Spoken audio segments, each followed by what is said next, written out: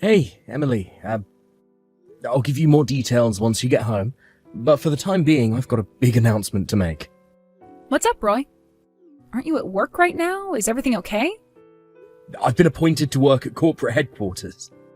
Corporate headquarters? So, what does that mean? Well, to put it simply, my company wants me to work together with the big shots. They want me to have a bigger hand in the company's global operations. So then this is, like, a promotion? You're moving up? It's going to be kind of a gradual thing, but ultimately, yeah.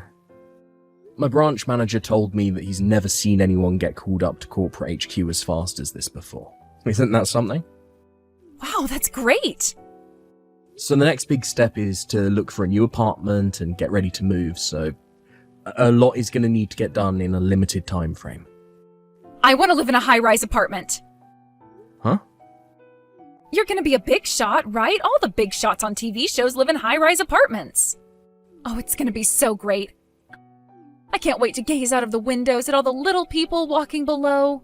Okay, well, I guess if I can find something that's within our means, then we might be able to make it happen.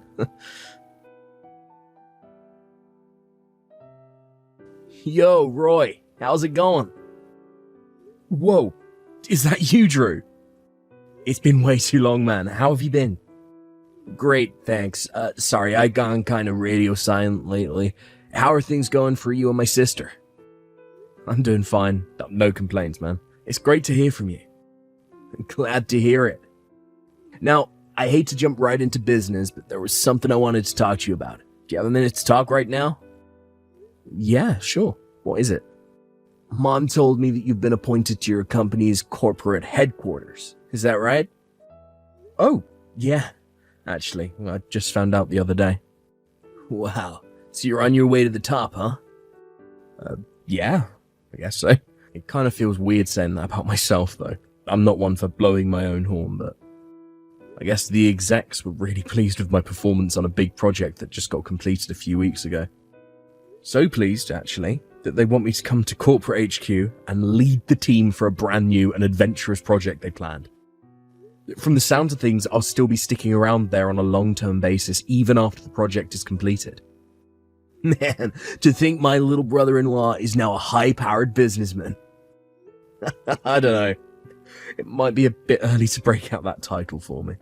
You figured out where you're gonna live yet? No, actually. Like I said, I just found out that I was gonna have to move a couple of days ago, and the move won't be for another 2 months, so I honestly haven't even begun to make any sort of arrangements in that department. Okay, well in that case, would you like to move into the apartment I'm using right now? Your apartment? The one on the top floor? The one I stayed in for a while? That apartment? Yep, that's the one.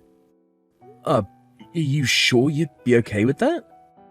Oh, don't worry. We're not going to be living together there or anything. Plus, it's kind of a limited time offer. Oh yeah? Is something going on in your life too?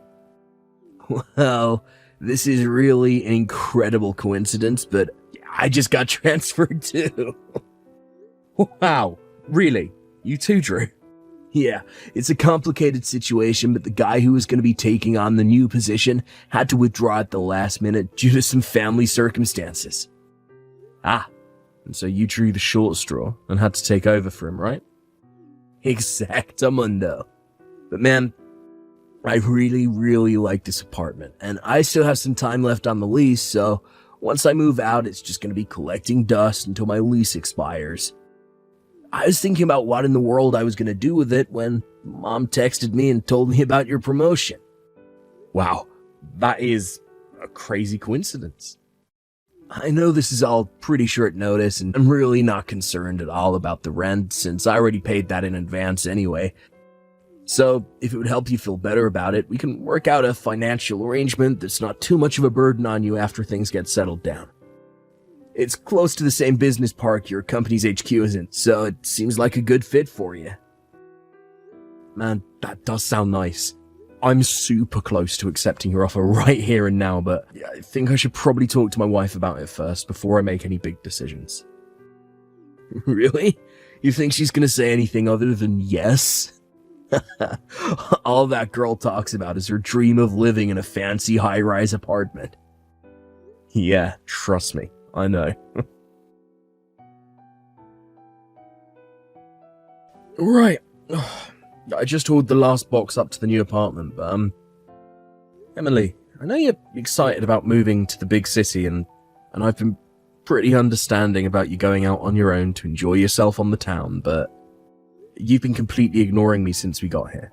You've barely said a single word to me. You can't even spare me a good morning or good night? What's going on with you? Look, I need to focus on my work now. I've already taken care of all my stuff. It's all cleared out from the living room. So now you're going to have to take care of unloading all your own stuff, okay? I put it next to the TV so you won't forget about it. It's my first day at corporate HQ tomorrow, and I'm jumping right into the big project they're having me lead, so my hands are going to be completely full with that for the foreseeable future. I won't have any time to help you with your unpacking. Got it? Yo, Roy, how's it going? You enjoying life in that high-rise apartment you've always dreamed about? I think you're confused about something. Emily is the one who always dreamed about living in a high-rise, not me. I know, just messing with you. So seriously now, what do you think? Are you comfortable in there? It's not bad. I mean, the view is absolutely incredible, can't deny that. Although it was kind of a pain for the first few days that every time I realised I needed something, I had to spend 5 minutes in the elevator before I could even get out the front door. I'm going to have to remember to account for that when I leave for work in the morning. But I wouldn't want to be late because one too many people wanted to get on the elevator.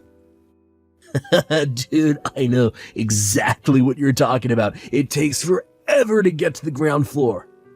Yeah, it's going to take a while to get used to.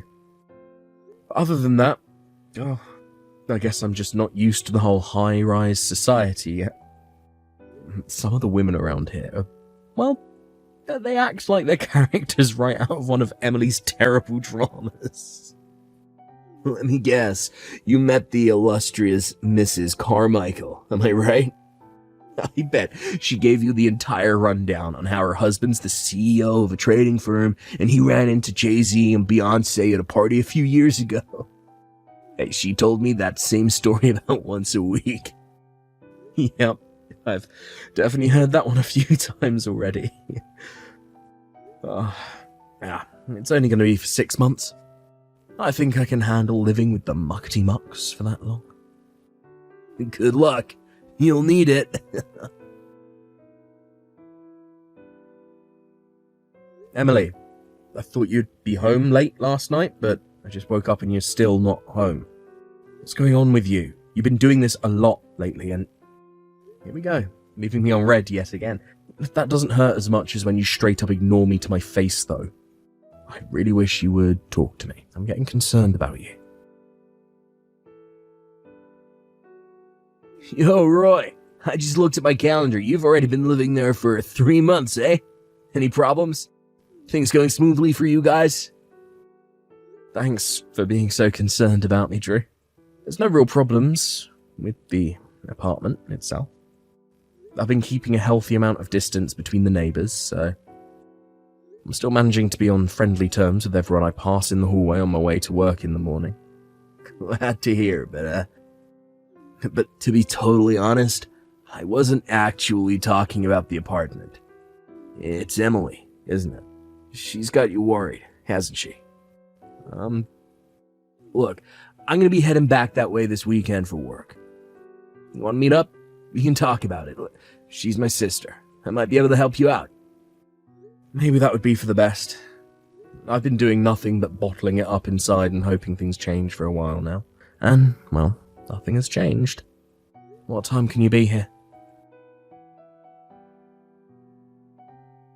Hey, Drew. Thanks for coming to talk with me today, man. I had no idea that's why Emily had been ignoring me all this time. Like I said, she's done this exact same thing before in the past. I can't believe her. She just refuses to grow up. But, thanks to the information you provided me with, it makes taking my next step a whole lot easier. I really appreciate that. I just have to do my best to deal with things for the next 3 months. I just have to make the best of my situation. Well, who knows? Maybe this might make things work out better for me in the end. Roy, look, I really can't express how sorry I am about that idiot sister of mine. Hey, don't apologize, okay? There's nothing that you need to apologize for, just none of this is your fault. Yeah, well, if there's anything at all that I can do to help you out, let me know, okay? I might just take you up on that. Well, thanks again, Drew. Hey, Emily. I know you're definitely not going to reply to me, but there's something I needed to tell you. Next month marks 6 months since we moved into this apartment. I think you know what that means, so make sure you make all the necessary preparations. I'm going to be really busy, so I won't be able to micromanage everything. You're going to have to fend for yourself. Yo, Emily, how's it going? Oh, hey Drew, nice to hear from you. It's been, 5 months now since you gave us this sweet apartment? Yeah, I think that's about right. To get right down to business, I have a message for you from Mom. From Mom? What is it? Actually, as long as I got you, I have something I need to tell you too. Okay, so let's hear it. I hope it's good news. You remember meeting my girlfriend? Well, we've been dating for long enough and we decided to get married. Wow, that's awesome! We already got legally married, so we'll have a formal wedding ceremony once both of our work schedules have settled down a bit. Well, that's so great, Drew. I'm really happy for you. Thanks, Emily. So, along with that, Mom's gonna be moving in with us in our new house. Since Mom's old house would just be collecting dust anyway, she's also decided to put it on the market, and I think we got a buyer who will be closing soon. Ah, okay. Thanks for letting me know. But are you sure your wife will be fine with suddenly living with her mother-in-law like that? Nah, no need to worry. The two of them actually share the same hobbies, so they've been able to bond over that. Really though, if it weren't for that, the two of them get along so well that they both told me that they'd like for us all to move in together. I was looking for a house that would fit all of us, and I found a really nice duplex that was exactly what we needed. So I went ahead and bought it. The units are totally separate, so we'll all have our privacy. Wow, cool. Well, I'm glad things are going so smoothly for you. Thanks. Okay, that's all I wanted to say for now. Well, gotta go. Gotcha. Talk to you later, Drew. Yo, Roy. I just texted Emily and told her that we sold Mom's old house. Mom's also said that she's 100% fine with everything. She officially has all of her potential escape routes closed off. Thanks so much for doing all that for me, Drew. Once you give the go-ahead, Mom and I are going to change our phone numbers and other contact info, so let me know when everything is ready to go on your end. Gotcha. Will do. Everything from here on out, I leave totally up to you. Deal with it in whatever way you see fit. Oh, trust me. I already know exactly what I'm going to do and when. Hey there, Emily. It's been 6 months now since you started completely ignoring me. 6 months. You know what that means? It means the lease on the apartment expires today. What? What are you talking about? The lease is expiring? Why? Why? What do you mean, why? Your brother told you about everything when we first moved in, didn't he? He paid for a year's worth of rent for this apartment in advance, but he found out he was getting transferred just 6 months into the lease. He figured it would be better to have us live here than let it go to waste, so he let us move in for the last 6 months. Wait, back up. You mean to tell me Drew didn't own this apartment? He was just renting? I'm 100% sure that he told you it was a rental. 100%. There's no way you missed that conversation. Oh no, this is the worst. And another thing, I'm suing you. What? You can't sue me. I'm your wife. Actually, I can sue you, since you've been cheating on me. It doesn't matter that you're my wife. For now. Wait. Are you saying... You've been sleeping with Mrs. Carmichael's husband, our next-door neighbor. I thought it was odd that you went into their apartment by yourself the first day we moved in here. And it only became more odd when you came back, grabbed your makeup bag, and went right back there without saying a word to me. I'm not sure what he told you that sealed the deal. Was it his run-ins with celebrities, or just the fact that he's filthy rich? Whatever the case, you went right into the bedroom with him and began your affair. And that brings us to the reason you've been completely ignoring me for this whole time.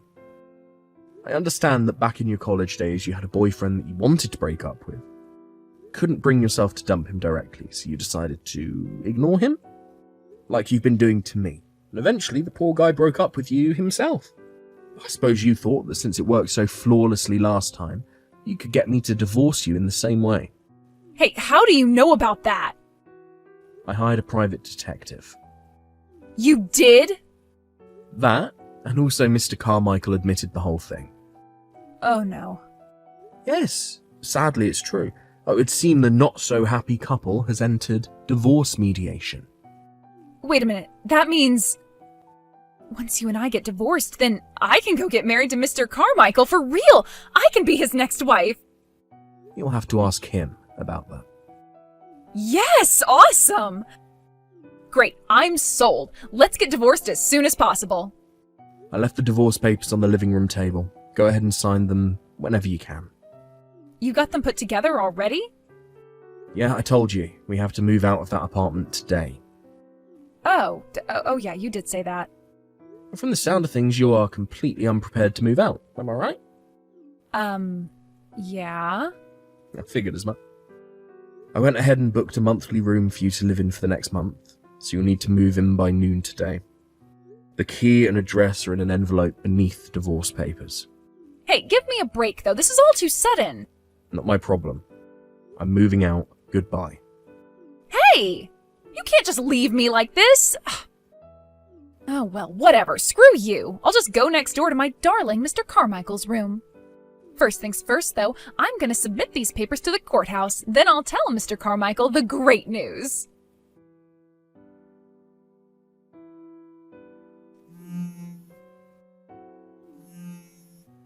Roy? I've changed my mind. We are not getting divorced. I just went to the Carmichael's room and it was totally empty. I asked the other neighbors what happened and they said that his company went under. He's losing his CEO salary, so he won't be able to afford the monthly rent for their apartment. I tried calling and texting him, but I can't get a hold of him. He dumped me. I can't believe it.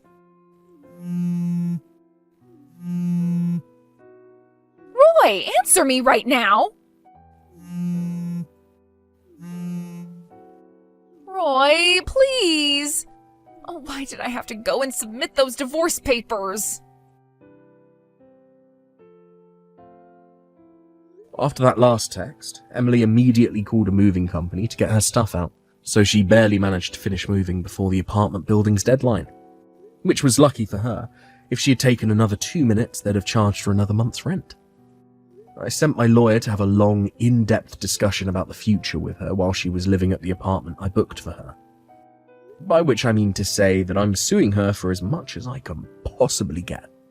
I already settled accounts with Mr. Carmichael, who opted for a lump sum payment rather than a long and drawn-out payment plan. Emily was planning on having him foot the bill for when I inevitably sued her, but that plan went up in flames the moment she got dumped. This left her as the only involved party without existing financial means to deal with the fallout from their affair. When she found out she'd have to work off her legal bills by herself, my lawyer said she went as pale as a ghost. I can only imagine how much worse it was when she tried to contact her brother and mother, only to realize that even her own family had cut her out of their lives. She had to take out a loan to cover the settlement, and she's now working 2 jobs every day from morning until night to slowly chip away at it. At the rate she's currently going, she might pay it back by the time she's, I don't know, 78?